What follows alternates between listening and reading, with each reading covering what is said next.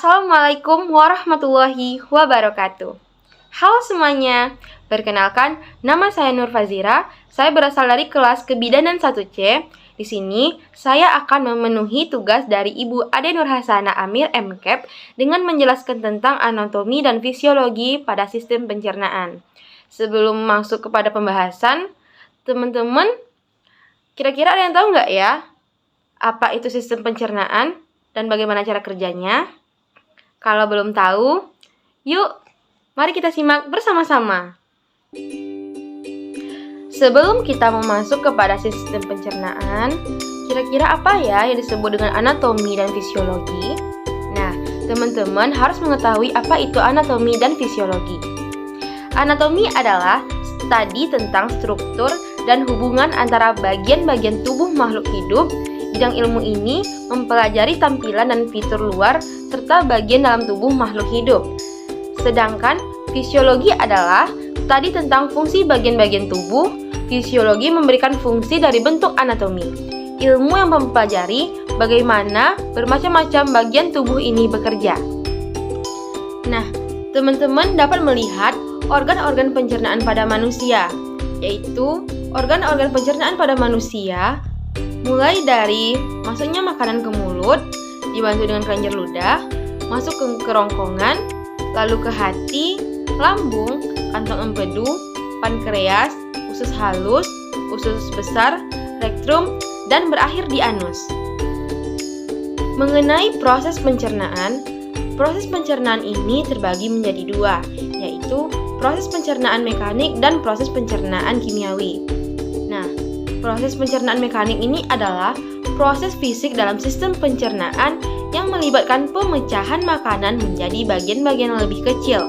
Contohnya dengan bantuan gigi, yaitu dengan cara mengunyah, yaitu kita mengunyah makanan yang besar menjadi halus. Dan yang kedua adalah proses pencernaan kimiawi. Proses pencernaan kimiawi ini adalah serangkaian reaksi kimia yang terjadi dalam sistem pencernaan untuk mengurai makanan menjadi molekul-molekul yang lebih sederhana. Contohnya dengan bantuan dari amilase, yaitu mengubah amilom menjadi maltosa. Nah, karena teman-teman sudah tahu apa itu anatomi, fisiologi, dan sistem pencernaan terbagi menjadi dua, selanjutnya kita akan masuk ke dalam sistem pencernaan. Anatomi dan fisiologi sistem pencernaan dimulai sejak makanan masuk ke dalam mulut. Bisa dikatakan sistem pencernaan dimulai dari mulut. Di dalam mulut terdapat alat-alat yang membantu dalam proses pencernaan. Di dalam rongga mulut, makanan dicerna baik secara mekanik maupun kimiawi. Teman-teman dapat melihat gambar di samping saya ini, yaitu mulut terdiri dari bibir, langit-langit atas, nula, lidah, gigi geraham, gigi taring, dan gigi seri. Dan bagian-bagian ini memiliki fungsinya masing-masing. Bibir adalah dua struktur seluler dan otot yang membentuk pintu masuk ke dalam mulut.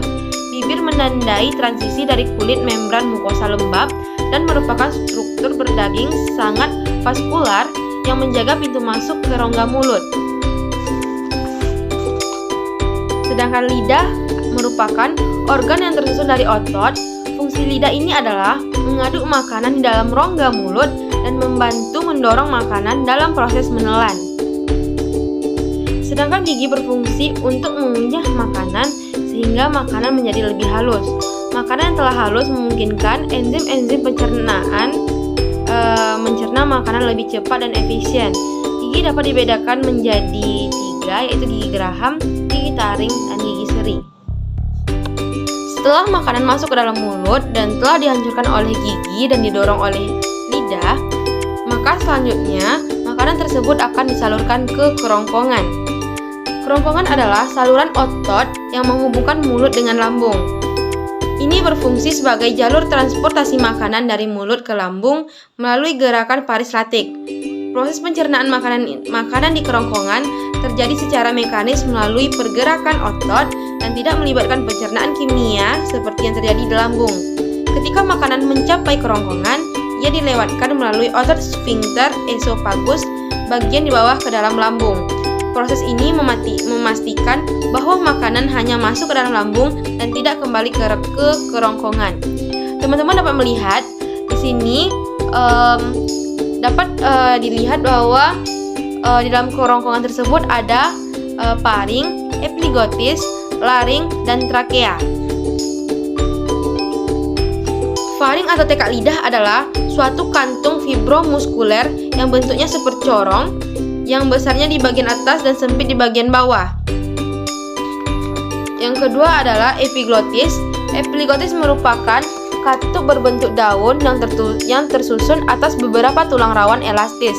Katup ini terletak di tenggorokan, tepatnya antara belakang lidah serta di bagian atas dan depan laring.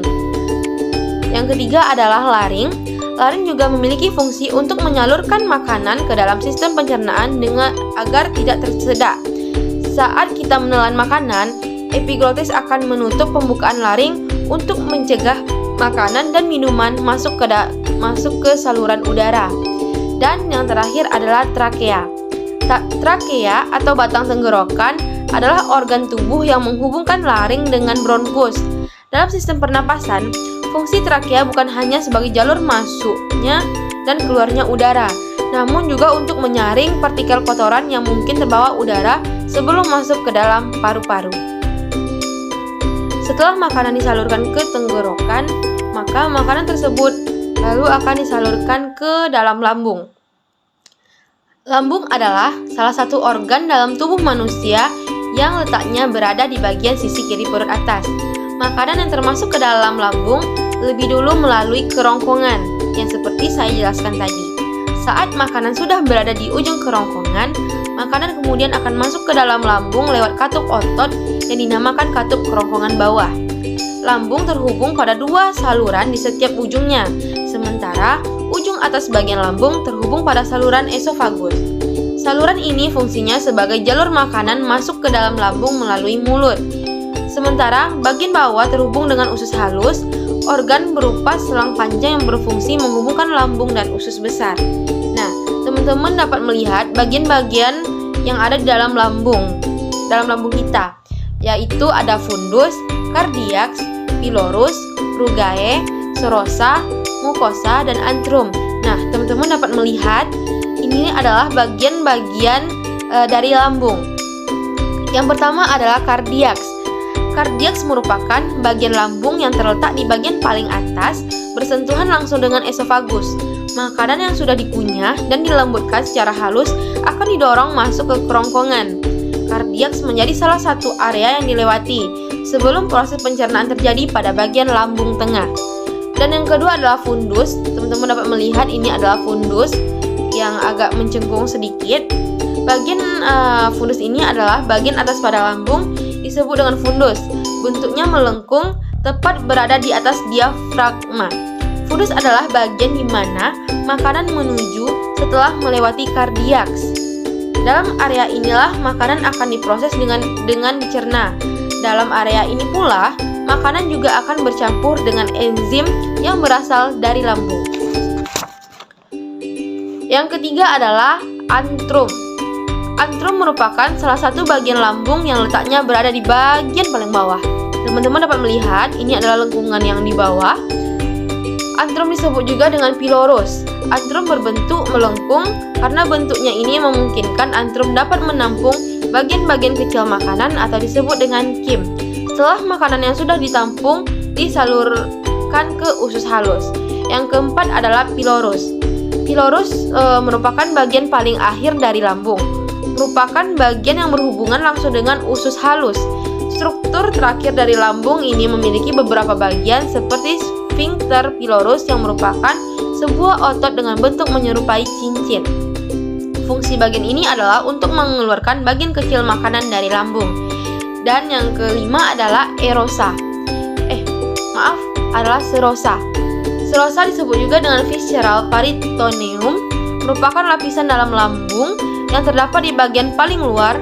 Fungsi lapisan ini mengurangi gaya gesekan yang terjadi saat lambung mencerna makanan, termasuk dengan organ lain di sekitar sistem pencernaan. Karena adanya lapisan ini, sehingga gesekan muncul dalam intensitas lebih sedikit. Selanjutnya yaitu usus halus. Usus halus adalah organ panjang yang bertanggung jawab untuk menyerap nutrisi. Di dalamnya terdapat lipatan kecil yang disebut dengan villi, yang mana akan meningkatkan area permukaan untuk penyerapan nutrisi. Pankreas dan empedu juga terlibat dalam proses pencernaan di usus halus. Proses penyerapan nutrisi dari makanan dan minuman merupakan bagian dari fungsi usus halus. Hal inilah yang membuat usus halus memiliki peranan penting dalam proses pencernaan. Untuk mengetahui lebih jauh fungsi dan cara kerja usus halus merupakan salah satu organ dalam sistem pencernaan yang berfungsi untuk memecah dan menyerap nutrisi dari makanan maupun minuman yang dikonsumsi. Nutrisi ini nantinya digunakan untuk membentuk dan perbaikan sel serta pemeliharaan jaringan tubuh. Usus pada manusia terhubung dari bagian akhir lambung hingga anus. Organ usus terbagi menjadi dua bagian, yaitu usus halus dan usus besar. Usus halus memiliki panjang sekitar 6 meter dan diameter 2,5 cm. Usus halus terdiri atas 3 bagian, yaitu duodenum, usus 12 jari, jejunum atau usus kosong, dan ilenium atau usus penyerapan. Nah, teman-teman dapat melihat gambar di samping. Ini adalah bagian-bagian dari usus halus. Duodenum fungsi usus halus dimulai dari bagian pertama organ pencernaan ini, yaitu duodenum. Secara umum, duodenum adalah bagian terkecil dari usus halus dan merupakan pintu masuk makanan ke dalam usus. Fungsi usus halus di sini adalah melanjutkan proses pemecahan makanan yang sebelumnya terjadi di organ lambung. Yang kedua adalah jejunum. Setelah dari duodenum, makanan akan masuk ke jejunum. Proses pencernaan dan penyerapan makanan masih terus berlanjut.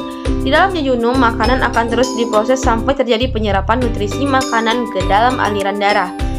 Jejunum merupakan bagian atas usus kecil yang terhubung dengan duodenum di salah satu ujungnya, sementara di ujung lainnya terhubung dengan ilenium.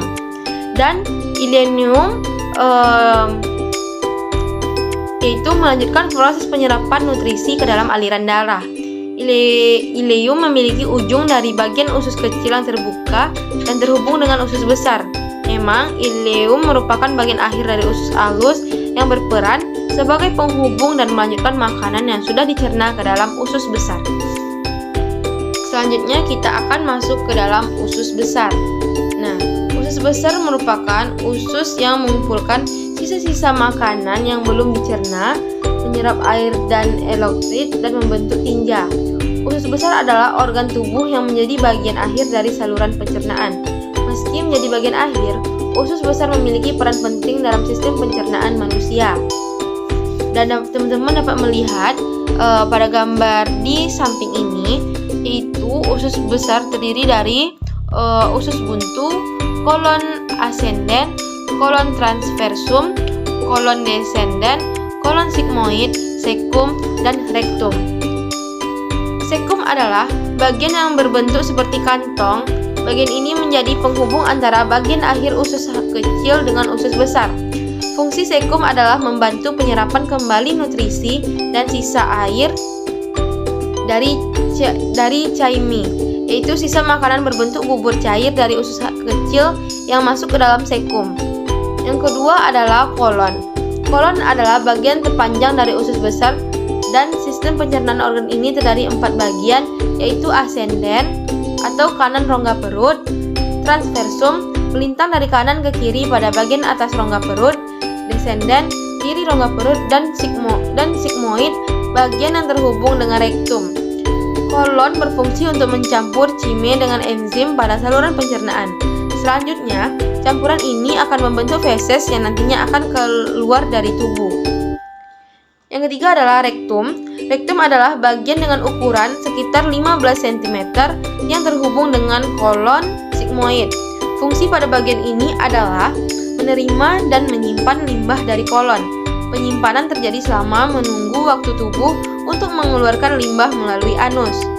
Proses pengeluaran limbah dari tubuh terjadi ketika otak menerima rangsangan sehingga menghasilkan sinyal kapan limbah, termasuk gas atau tinja, harus keluar dari tubuh.